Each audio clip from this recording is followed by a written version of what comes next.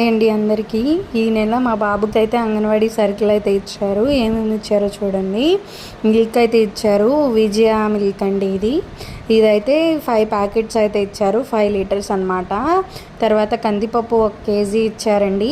ఇవి ఖర్జూరాలు అంటారు కదా, అవి చిన్నది పామాయిల్ ప్యాకెట్ అయితే ఒకటి ఇచ్చారు. రాగి పిండి ప్యాకెట్లు అయితే 2 ఇచ్చారండి. చిన్నది బెల్లం అయితే ఇచ్చారు. తర్వాత అటుకులు ఇచ్చారండి, అవి కూడా 1 కేజీ ఇచ్చారు. ఇంకా బియ్యం ఇచ్చారండి, అదొక 2 కేజీస్ బ్యాగ్ ఇచ్చారు. అయితే ఈసారి కందిపప్పు అయితే చాలా క్వాలిటీగా ఉందండి, చాలా బాగుంది.